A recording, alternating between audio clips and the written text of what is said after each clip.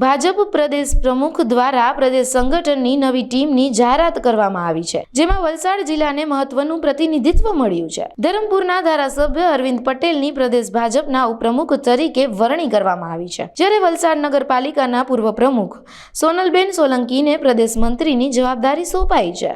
આ જાહેરાત થતાં જ વલસાડ જિલ્લાના ભાજપ કાર્યકરો અને સમર્થકોમાં ખુશીની લહેર દોડી ગઈ હતી.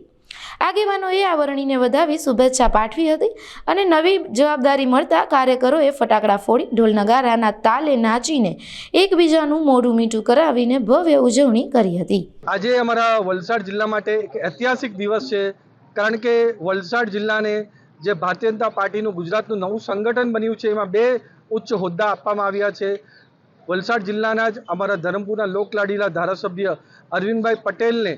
આપણા ગુજરાત ભારતીય જનતા પાર્ટીના ઉપાધ્યક્ષ બનાવવામાં આવ્યા છે, અને સાથે સાથે વલસાડ નગરપાલિકાના માજી પ્રમુખ એવા સોનલબેન સોલંકીને પણ મંત્રી પદ જેવું મહત્વનો હોદ્દો આપ્યો છે. તો આના માટે દેશના પ્રધાનમંત્રી નરેન્દ્ર મોદી સાહેબ, અધ્યક્ષ નીતિન નબીનજી, રાષ્ટ્રીય સંગઠન મહામંત્રી BL સંતોષજી, ગુજરાતના મુખ્યમંત્રી ભૂપેન્દ્ર પટેલ સાહેબ, ઉપમુખ્યમંત્રી હર્ષભાઈ સંઘવી, આપણા ગુજરાત ભારતીય જનતા પાર્ટીના પ્રમુખ જગદીશભાઈ વિશ્વકર્મા અને સાથે સંગઠન મહામંત્રી રત્નાકરજીને ખૂબ ખૂબ ધન્યવાદ આપવા માંગુ છું કે વલસાડ જિલ્લાને આટલું સારું પ્રતિનિધિત્વ તમે આપ્યું, એના માટે ખૂબ ખૂબ ધન્યવાદ. સાથે સૌથી મહત્વનું કે અમારા અરવિંદભાઈ લોકલાડીલા ધારાસભ્ય ધરમપુરના, જે ધરમપુરમાં વર્ષો સુધી બધા જ સમાજો માટે કામ કર્યું છે, દક્ષિણ ગુજરાતમાં પણ આદિવાસી સમાજને બધાને સાથે લઈને ચાલ્યા છે અને ધરમપુરની કાયાપલટ કરી છે. એમની કાર્યક્ષમતા જોઈને, સંગઠનને સરકારની વચ્ચે જે તાલમેલ છે એ જોઈને પૂરા ગુજરાતમાં ઉપાધ્યક્ષ જેવું મોટું પદ આપ્યું છે. એના માટે ભારતીય જનતા પાર્ટીનો હું ખૂબ ખૂબ પાછો ધન્યવાદ કહેવા માગું છું, અને અમને 100% ખાતરી છે કે ભારતીય જનતા પાર્ટી હજુ મજબૂતાઈથી ઉપર આવશે, અને જે મોદી સાહેબ વિકસિત ભારતનું સંકલ્પ લઈને ચાલ્યા છે એ અમે બધા સાથે મળીને આનું સંકલ્પનું સાકાર કરવાના છે, અને ગુજરાત ઉત્તર પ્રગતિ કરે અને આવનારી તાલુકા પંચાયત ઇલેક્શન, જિલ્લા પંચાયત ઇલેક્શન 2027માં પણ ભારતીય જનતા પાર્ટીનો ભગવો હજુ ઊંચાથી લહેરાય, એના માટે બધા સાથે મળીને કામ કરશે. વિશ્વની સૌથી મોટી લોકશાહી પાર્ટી ભારતીય જનતા પાર્ટી, એ પાર્ટીના ગુજરાત પ્રદેશના જે અત્યારે નવું માળખું ટીમ બની છે, એમાં મને અને સોનલબેનને વલસાડ જિલ્લામાંથી જે જવાબદારી મળી છે, એમાં મને પ્રદેશ ઉપાધ્યક્ષ તરીકે જે જવાબદારી મળી છે, એમાં ખાસ કરીને આપણા યશસ્વી પ્રધાનમંત્રી શ્રી નરેન્દ્રભાઈ મોદી સાહેબ અને નવનિયુક્ત રાષ્ટ્રીય અધ્યક્ષ નવીનજી અને આપણા ગુજરાતના જે ચાણક્ય કહેવાય એવા અમિત શાહ સાહેબના નેતૃત્વમાં અને ગુજરાતના આપણા મુખ્યમંત્રી શ્રી ભૂપેન્દ્રભાઈ પટેલ સાહેબ અને નાયબ મુખ્યમંત્રી શ્રી હર્ષભાઈ સંઘવી તથા પ્રદેશ અધ્યક્ષ જગદીશભાઈ વિશ્વકર્મા અને સંગઠનના મહામંત્રી શ્રી રત્નાકરજી દ્વારા મને જે આ પ્રદેશની ટીમમાં સમાવેશ કરીને જે આદિવાસી વિસ્તારમાં જે કામ કરવાની મને જે તક આપી છે, એ તક હું પૂરી નિષ્ઠાથી નિભાવીશ. અને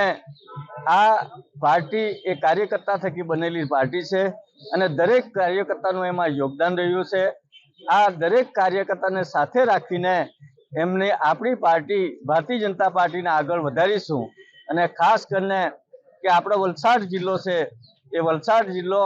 કોંગ્રેસ મુક્ત જિલ્લો છે, અને આવનારા દિવસોમાં પણ એ કોંગ્રેસ મુક્ત જ રહેવાનો છે, એમાં કોઈ શંકાનું સ્થાન નથી. આપણા લોકસભાના સાંસદ ધવલભાઈ, આપણા જિલ્લાના પ્રમુખ માન્ય હેમંતભાઈ અને નાણામંત્રી કનુભાઈ દેસાઈ સાહેબ, એ બધા જ આગેવાનોને આશીર્વાદ થકી આજે આ જે ટીમમાં મને કામ કરવાની તક મળી છે, એમાં મારી આ જે ફરજ ભારતીય જનતા પાર્ટીના નિષ્ઠાવાન કાર્યકર્તા તરીકે અદા કરીશ. અને મને ધારાસભ્ય તરીકે 2017 એક ટર્મ અને 2022ની બીજી ટર્મમાં પણ તક આપી, સાથે સંગઠનના પ્રમુખ તરીકે પણ મને 2 ટર્મ જે મળેલી છે, એટલે ભારતીય જનતા પાર્ટીનો જેટલો આમ ઋણ સ્વીકાર કરવો એટલો ઓછું છે. આવનારા દિવસોમાં અમે સાથે રહીને આ ભારતીય જનતા પાર્ટીનો આ વિસ્તારમાં આદિવાસી પટ્ટામાં અમે ખૂબ સારું આનું પ્રદર્શન કરીશું, અને નરેન્દ્રભાઈ મોદી સાહેબ ના જે વિકસિત ભારતના સપના છે એને સાકાર કરવા માટે અમે હંમેશા ભારતીય જનતા પાર્ટીએ જે રીતે આદિવાસી વિસ્તારમાં જે વિકાસના કામો કર્યા છે અને ભૂતકાળમાં કોંગ્રેસ કે બીજી કોઈ પાર્ટીએ આ વિસ્તારમાં કોઈ વિકાસના કામો કર્યા નથી, એ કામો લોકો વચ્ચે લઈ જઈને પાર્ટીનો વ્યાપ વધારવા અમે હંમેશા પ્રયત્નશીલ રહીશું અને સૌ કાર્યકર્તાને સાથે રાખી આ પાર્ટીનો વ્યાપ વધારીશું. સૌને ધન્યવાદ.